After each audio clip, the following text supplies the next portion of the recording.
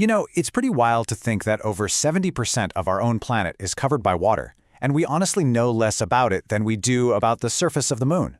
So today, let's dive deep into the fascinating history and the seriously ambitious future of actually living under the sea.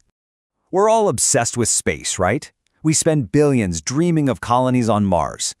But what if the next great human frontier isn't way out there? What if it's right here, in a world that's maybe even more alien and challenging than we can possibly imagine? Okay, so before we get too carried away with ideas of undersea cities, let's just make sure we're on the same page. What exactly is an underwater habitat? All right, so picture this. It's basically a self-contained house or a lab that sits on the ocean floor. But the real magic, the secret sauce, is the pressurization. The air pressure inside the habitat is matched to the water pressure outside. This means the people living in there, they're called aquanauts by the way, which is awesome, can just open a hatch and swim right out into the ocean. No need for that super slow, super dangerous decompression that divers usually have to go through. And just to be super clear, we're not talking about a submarine. I know, that's what a lot of people think of. But a sub is a vehicle, right? It's designed to move. An underwater habitat is a fixed address. It's a stationary base, bolted to the seafloor for long-term stays. Really, the best way to think about it is like an undersea version of the International Space Station. So where did this incredible idea even come from? Well, it all goes back to this amazing period of innovation in the 60s and 70s, which was pretty much an underwater space race. Man, the 1960s just exploded with progress in this field. It all kicked off with the legendary Jacques Cousteau and his Conshelf I project, which proved humans could actually do this. Then the US Navy jumped in with its ambitious SEALAB program, always pushing to go deeper and stay longer.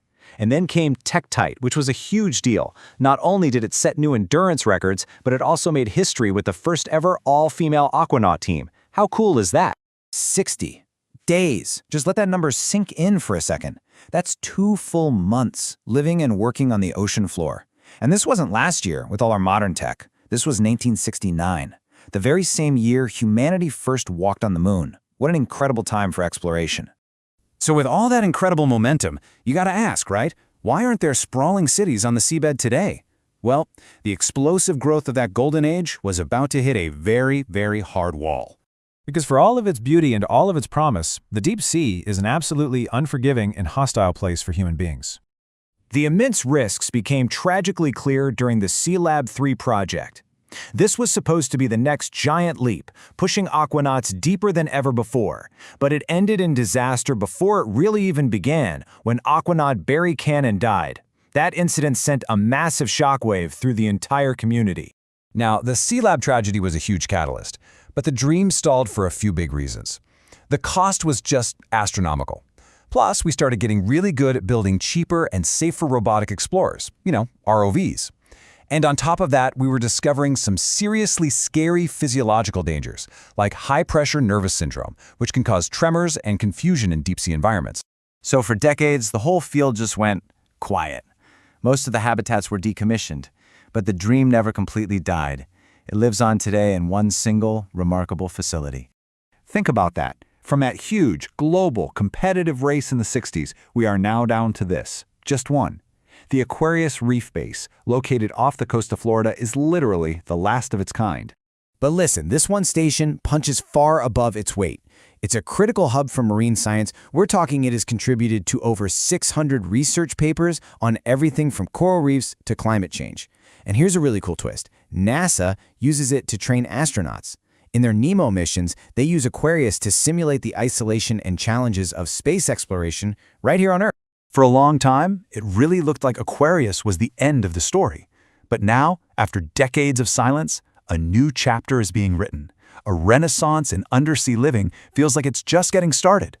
Leading this new charge is a company called Deep, and they have a seriously bold roadmap. They're planning to launch a pilot habitat, Vanguard, as soon as next year. But that's just the start. The goal is to then deploy a much larger station called Sentinel by 2027, one that could house dozens of people at a depth of 200 meters. And they aren't alone. This new era is completely different from the government-led race to the 60s. Today, it's being driven by private investment and, frankly, an urgent need to understand our oceans in the face of climate change. We're seeing all these innovative new designs like modular sea pods, integrating AI for safety, and using advanced materials that could help us build deeper and more durable structures than ever before. Which brings us right back to our final thought. As we keep gazing up at the stars, this new undersea race forces us to ask a really compelling question. Will the great frontier of this century be the vastness of outer space, or will it be the equally alien, challenging, and mysterious world of inner space, hidden right here on our own planet?